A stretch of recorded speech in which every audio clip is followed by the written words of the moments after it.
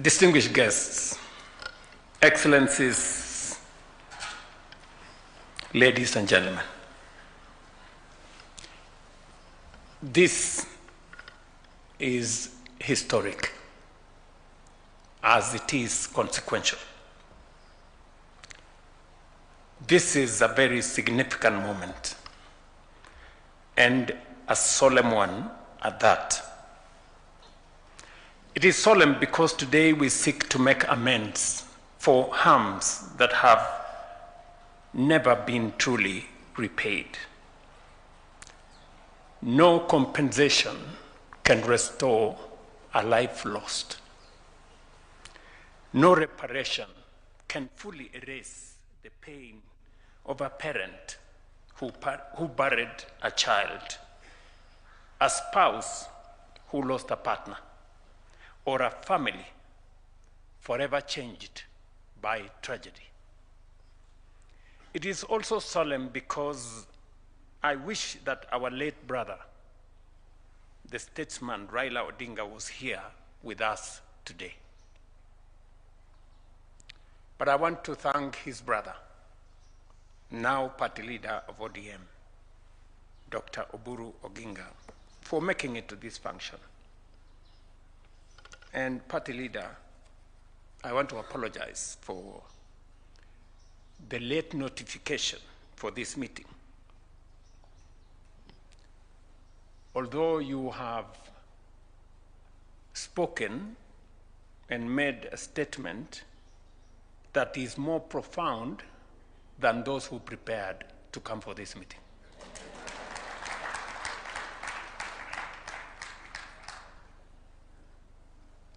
This is one of the commitments we made to the Kenyan people.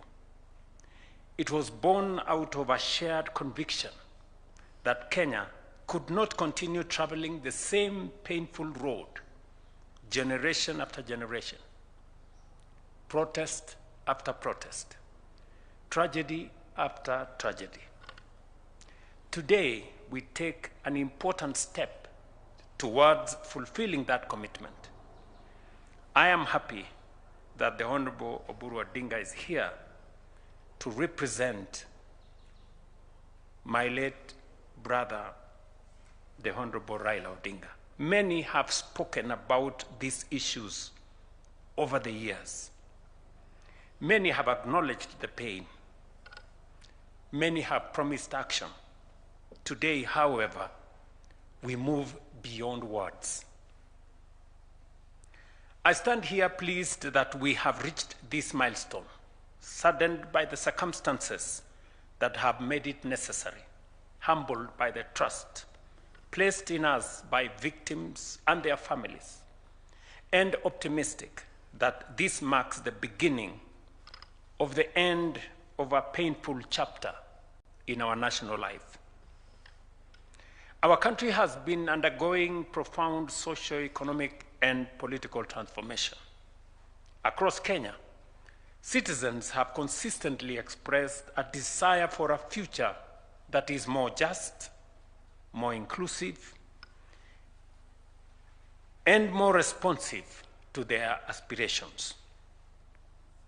Never before, however, have Kenyans expressed such a deep and widespread yearning for change and renewal. That yearning is legitimate, it is democratic, and it is protected by the Constitution. The right to assemble, demonstrate, picket, and petition under Article 37 is not a favor from the state. It is a constitutional guarantee. It is one of the freedoms that define us as a democratic nation. Yet, we must also confront an uncomfortable truth. For far too long, whenever Kenyans have exercised these rights, too often the outcome has been violent, injury, loss of life, destruction of property, bitterness, and division. Families have buried loved ones. Young people have carried physical and emotional scars. Businesses have been destroyed. Police officers have been injured. Communities have been left traumatized. We must also acknowledge a difficult reality.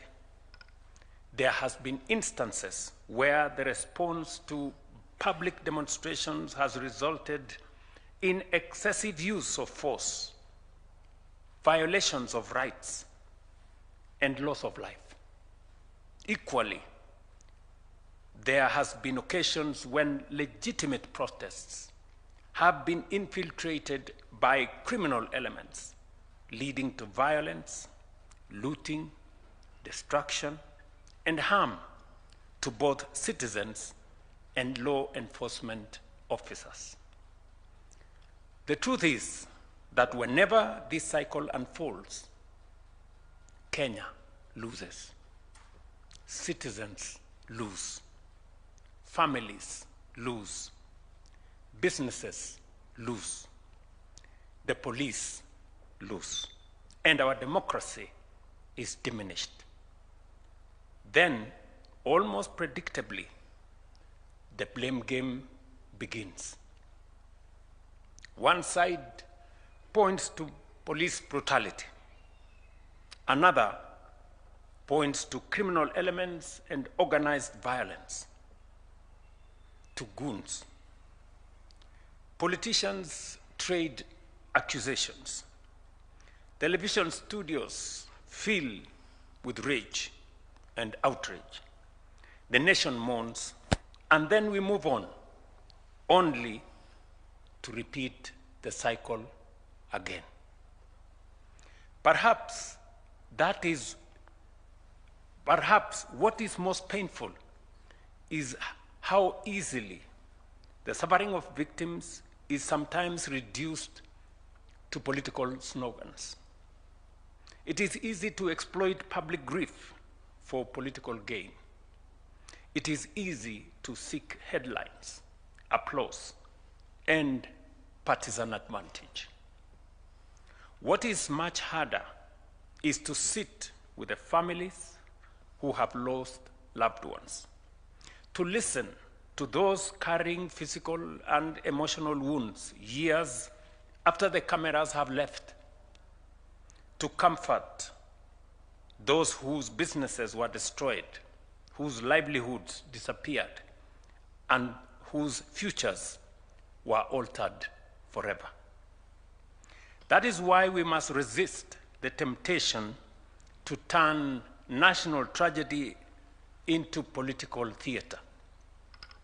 The lives of Kenyans are too precious, the wounds too deep, for us to treat them as instruments of political competition. For decades, successive political generations have condemned these tragedies without fundamentally resolving them. I understand why. It is not easy to confront such issues. If you act, you are criticized. If you do not act, you are criticized. You are, in many ways and in many respects, damned if you do and damned if you don't. But there comes a point when a nation must choose action over hesitation. There comes a point when the cost of doing nothing becomes greater than the cost of trying to do something. Leadership is not about choosing what is comfortable. It is about choosing what is necessary. And so, we have chosen to act, not for ourselves, not for political advantage, but for Kenya. Our commitment is not in words alone. It is also in deeds. I remember very well when we discussed this both in the NADCO framework and also in the 10-point agenda UDA ODM framework. And I remember the occasion that has been spoken to by the Honorable Junet and the Honorable Oburu, when I had occasion with the late Prime Minister Raila Odinga. And when I told him that I had made the decision because of the consultations we had had, that it was time to compensate the victims and to set up a framework for reparations.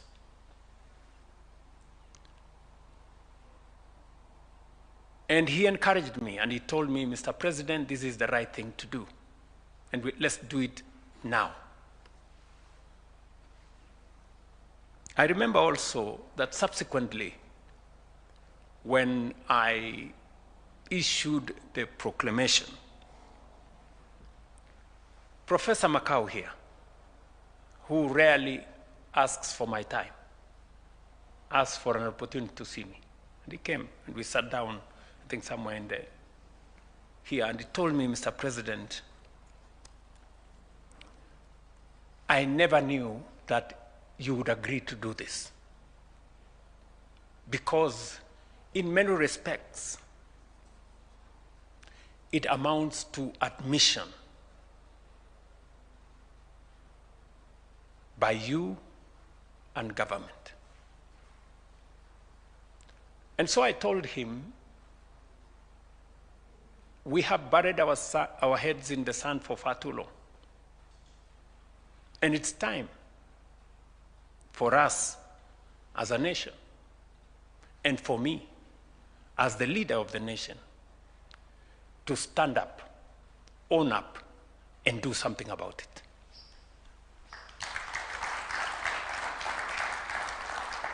That is why, through Gazette Notice number 12002 of 2025 and other instruments, I set in motion the process of compensating victims of protests and public unrest. As part of that process, I appointed a distinguished panel chaired by Professor Makau Mutua, honoring a commitment that I had made together with my friend, the late former Prime Minister Raila Odinga, that we would not merely speak about this issue, but walk the journey to its conclusion. I tasked the panel with helping us confront a challenge that Kenya had carried for far too long, and with developing a framework that would place victims, justice, accountability, and national reconciliation at its center. Subsequently, the court directed that the framework be developed by the Kenya National Commission on Human Rights.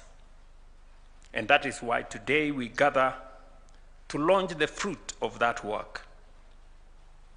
And as was said earlier, I subsequently issued Presidential Proclamation number 1 of 2026 in accordance with Article 2542 of the Constitution, charging the Kenya National Human Commission on Human Rights with the responsibility of developing and submitting a framework to guide the provision of compensation for victims of human rights violations, including those arising from public protests. The proclamation was subsequently published as Kenya Gazette number 3114. I wish to commend the Kenya National Commission on Human Rights for their dedication, wisdom, and patriotism in delivering this framework for compensation and reparations to victims of human rights violations during protests and picketing.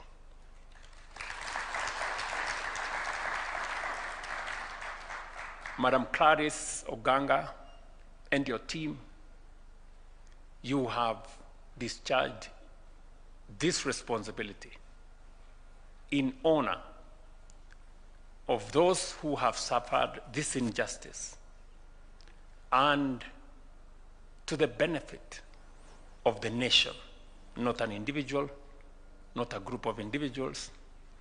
And I want to commend you. Your statement has been profound.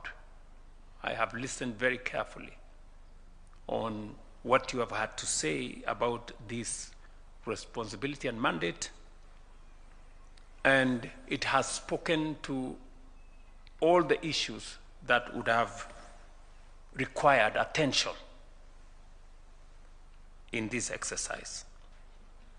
I also wish to commend Professor Mutua and the panel for their invaluable contribution to this process. Professor, again, and the panel, I want to say congratulations and thank you very much for making a contribution. Allow me to say, when the courts pronounce themselves on how this exercise should be carried forward, I got advice from different people. One group said the court, we should appeal this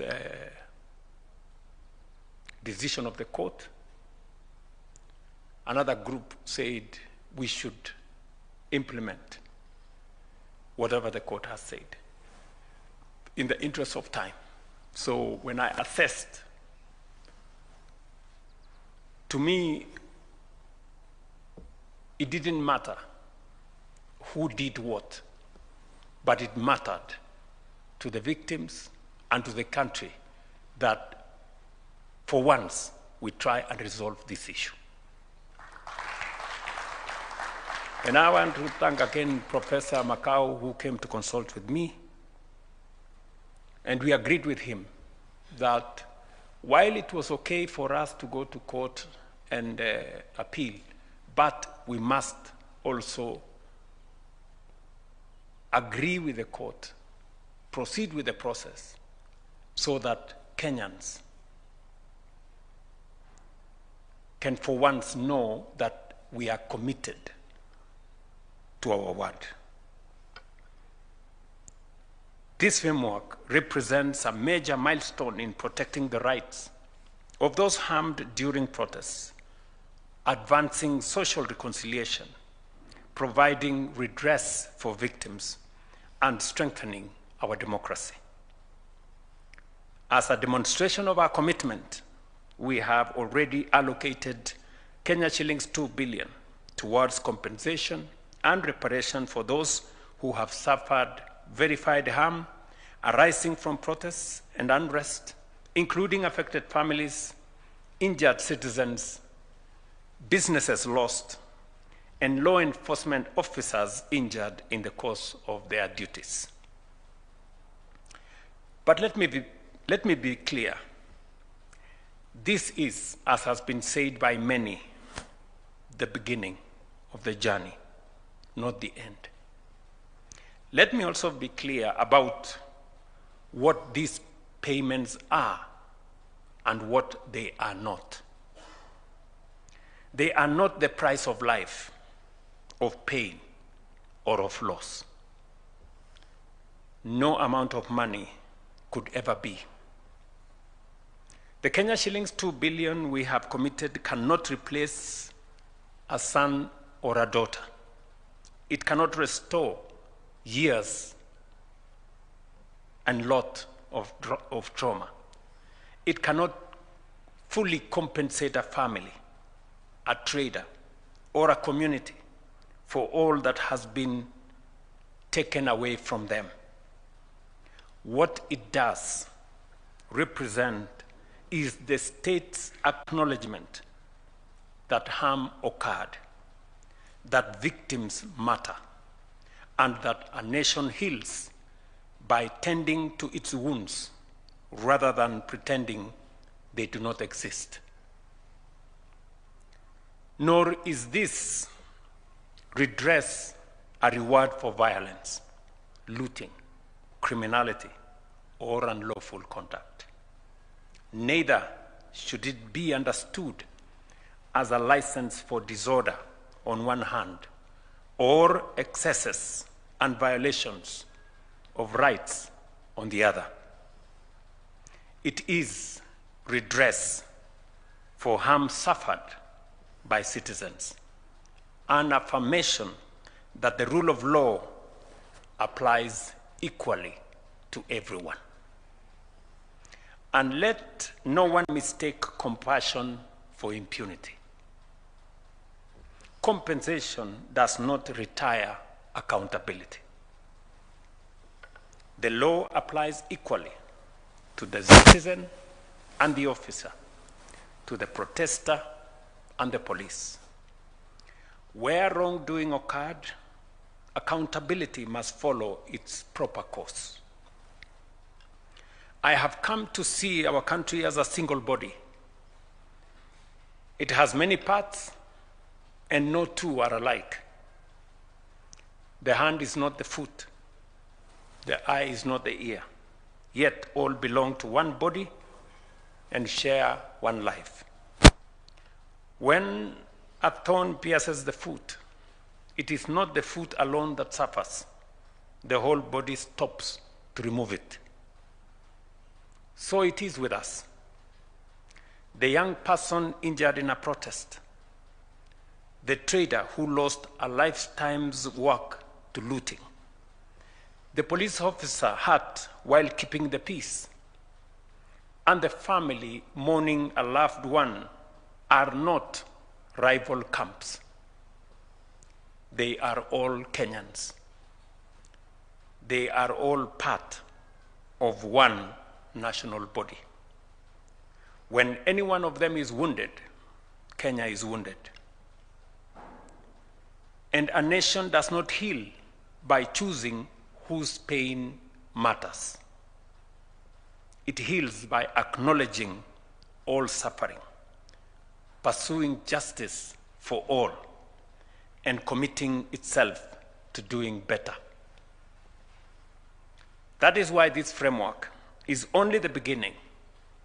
The journey will be complete only when we achieve two other things. First, a comprehensive legal framework that fully operationalizes and protects the rights guaranteed under Article 37 of our Constitution. The right to assemble, demonstrate, picket, and petition peacefully. I'm happy that the Kenya Human Rights Commission have undertaken to work with all the stakeholders to develop this law that will operationalize and protect the rights guaranteed under Article 37 of our Constitution. Secondly, to reform and have a training manual that reshape our police service and how they manage public demonstrations, ensuring professionalism, restraint, accountability, and respect for constitutional rights. Together, these reforms will strengthen the health of our democracy, because compensation, properly understood, is not an end in itself. Compensation addresses the consequences of past failure, but reform must prevent their recurrence. We must also recognize a new challenge of our time. Artificial intelligence and digital platforms have transformed how information is created, shared, and consumed, especially among young people. While these technologies have expanded access to information, created new opportunities for learning, innovation, and commerce, and enriched democratic participation, they can also be used and have been used to spread misinformation, manipulate public discourse, inflame tensions, and fuel unrest. We must therefore be firm that technology must serve truth, responsibility, and national unity, not deception, division, and violence. If we remain committed to this path, this framework will mark more than the compensation of victims. It will mark the beginning of the end of a painful chapter in our national life. A chapter in which demonstrations often ended in injury, loss of life, destruction, and division. A chapter that has burdened generations of Kenyans for far too long, and a chapter that this generation must now resolve. This, our generation. The future of Kenya cannot be one in which citizens fear exercising their constitutional rights. Neither can it be one in which legitimate grievances are hijacked by violence, criminality, destruction, and political opportunism, or met by excessive force and violation of constitutional rights. We must reject both extremes. We must protect the right to protest. We must protect life.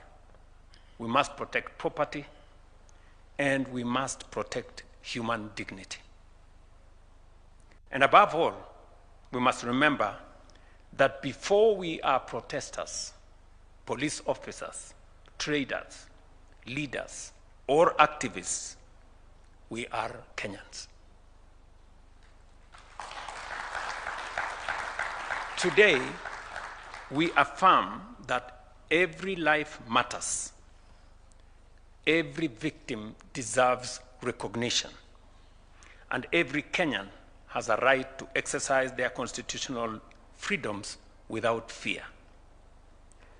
Let us therefore hold fast our constitutional rights to peacefully assemble and to non-violence in how we engage one another as citizens, as leaders, or even with our security agencies. This is not an isolated act. I think many leaders here have spoken to how we move together and how sometimes we treat each other not so fairly. This act that we have decided as a nation that we must do, that we must confront what has harmed many people, made us to lose lives, made us to lose property, made us to create division, we must confront as a nation. And I say it is not an act in isolation. It is part of what we are rebuilding as a nation. And it goes beyond money. I have listened very carefully to the governor of Wajir. He was emotional today as he was emotional in Wajir. And because it speaks to how people feel. When I stood on the platform in Wajir on the 1st of June, and the emotion in the field, I saw tears in many leaders and many people in Wajir. It made it look like it was a favor the state was doing for them, when actually it was their right to belong to Kenya, like everybody. They were so emotional about it, you would think we are giving them, or we are making them any favor. But it speaks to how people feel. I remember very well, when I say this is not an isolated incident, I remember very well when, I think it was on the 5th of February 2025, when I stood on the field there at Orahe Stadium in Wajir and signed the proclamation to remove all the encumbrances and the discrimination that was subjected to the people of northern Kenya especially, that made them look like secondary citizens or, citizens of a lesser class than the rest of Kenya. It wasn't about money. It was about dignity. It was about recognizing that there are wrongs that we have committed as a nation to fellow Kenyans, subjecting them, to treatment that went deep into their dignity. When I stood in Mandera and announced the construction of the road from Isiolo to Mandera, it was the same thing, that a whole part of Kenya, by policy, was relegated because of the policy that was said that there are parts of Kenya, section paper number 1, or was it number 10, of 1965, a policy document of government that said some parts of Kenya will be developed and others will not.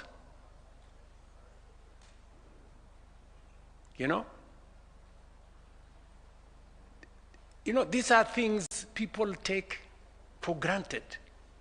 But as a result of what was done by government,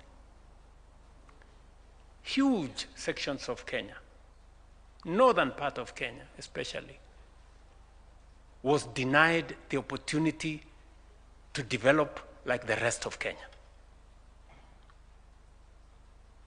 It is still the same thing. That's why I'm saying what we are doing today is part of correcting the injustices of the past. It is the same thing.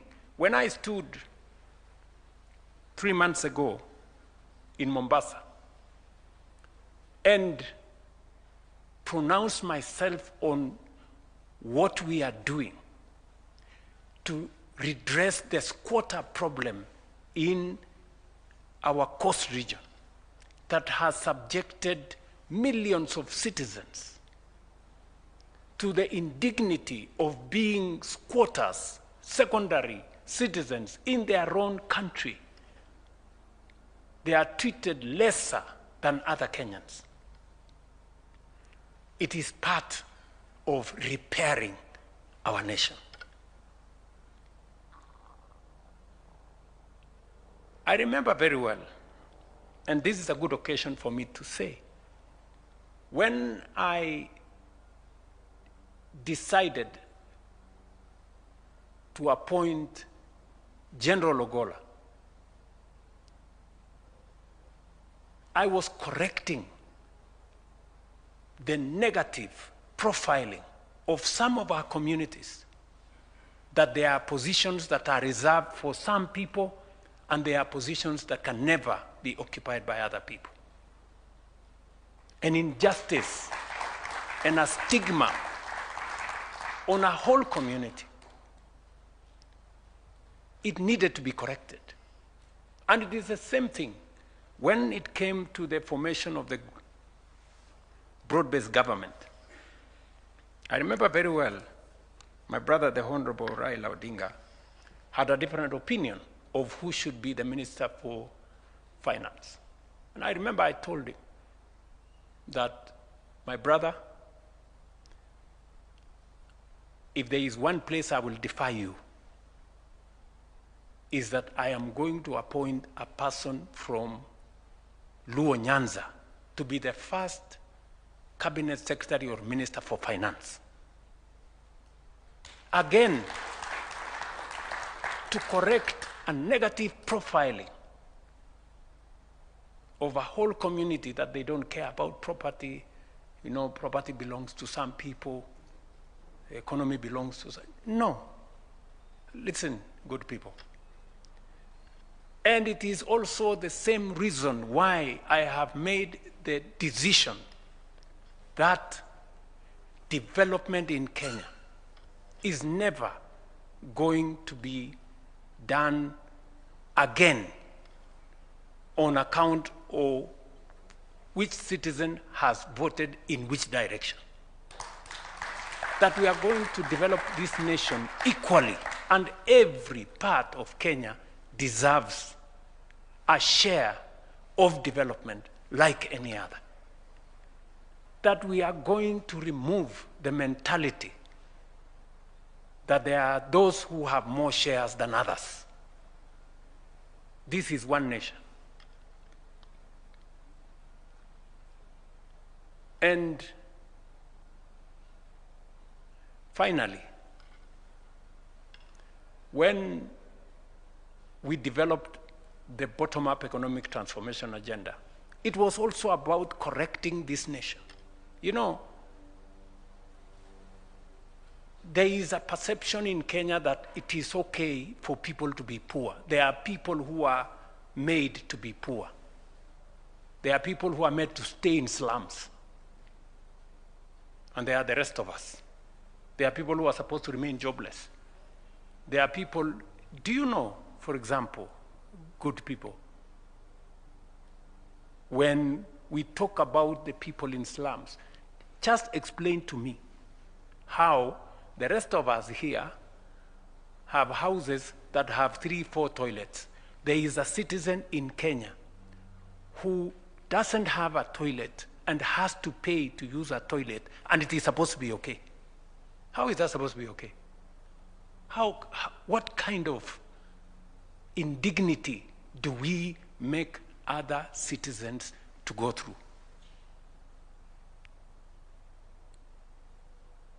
That there are people who become sick, but they cannot go to hospital. They will wait to die because they have no way of paying their way in hospital. And it's supposed to be okay.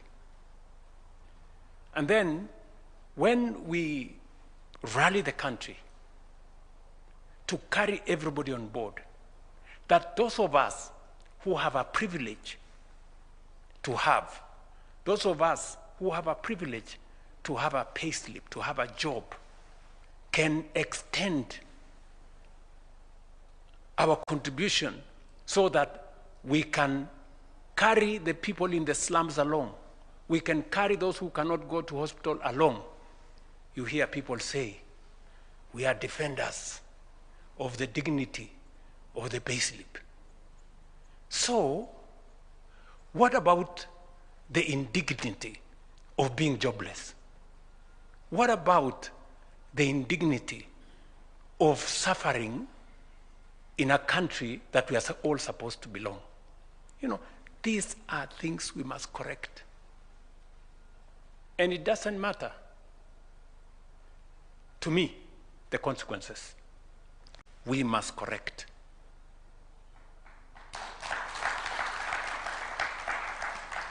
And so, this occasion, I said at the beginning, is a very solemn occasion. And it is a very consequential occasion. Part of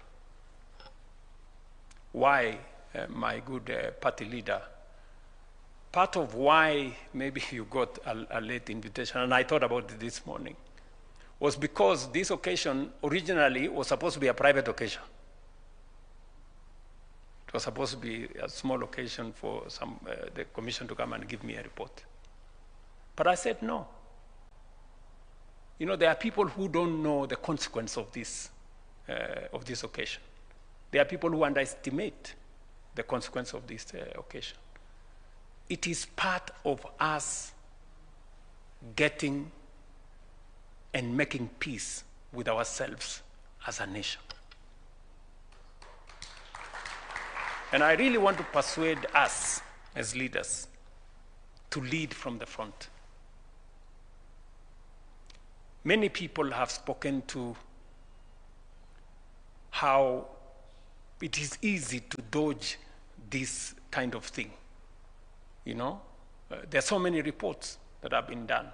You know, one good friend of mine told me, you know, if you go this journey, you could easily be taken to The Hague because you are actually admitting that your government and those others have committed crimes. But so be it. We must confront this occasion. I've had to make very difficult decisions, so this is no excuse. Let's make this one as well, so that we can take the nation forward. And I want to congratulate the Kenya Human Rights Commission. You have done a good job. You've really done a good job. I mean, when somebody does a good job, let us call it what it is. Carry forward. And I have listened to you very carefully, and you have said that we need to make resources available to you and your commission so that you can discharge your responsibility, because it is now almost a requirement that whatever it is we do, whether we are keeping the peace or we are running development, it must be in tandem with the rights of people. And so I agree with you, and I am very happy that you are making this request when everybody is sitting here. The people who appropriate money are sitting here. The people who work on a budget, they are sitting here. The executive is here. The deputy president is here. You are listening to what she has said. The leaders of majority, the leaders of minority, the people who run parliament, our speakers are here. I think the chair, Clarice, and her team deserve the request they have made. Yeah, and all of us will pull from wherever we can to make sure that this happens. As you are aware, this conversation we are having in Kenya is not an isolated conversation. It is the same conversation we will be having tomorrow in France. And we will be having tomorrow a conversation about fairness and about how we treat each other. We will be making, personally, I will be taking a very candid position that as a people, we do not want relationships with others based on dependency. No, we want a relationship of sovereign equality. I will be taking the position tomorrow on a relationship not based on charity, aid, or assistance, but on mutually beneficial partnerships. Not a relationship based on extraction of our resources, but on investment that benefits us and benefits those who are investing. It is a conversation about relationships. How are we living together? We will be pitching for a different international governance and international financial architecture. One that recognizes everybody. You know, we have had a United Nations that exactly treats some as more equal than others. We are saying it is no longer tenable. It is no longer acceptable to have an organization that is not representative, that is not democratic, and that is not accountable. we're going to be taking a very firm position. And Kenya will lead the way on behalf of this continent. Because they say any injustice anywhere is injustice everywhere. And we do not be victims of that. I think there was a saying that when they came for I don't know who, you did nothing. Then they came for the next guy, and then when finally they came for you, there was nobody. So we have to take our position. And that is how we're going to relate. That's how we're going to build a much more fairer world as we build a much more fairer country. Ladies and gentlemen, let the measure of our success not be in how much we pay, but in how much we reform, so that the wounds we tend today are never inflicted again. That is the promise of this day. That is the responsibility of this generation. That is the Kenya we must build together. And this is my solemn commitment to the nation. May God bless you all, and may God bless our country, Kenya. Asanteni.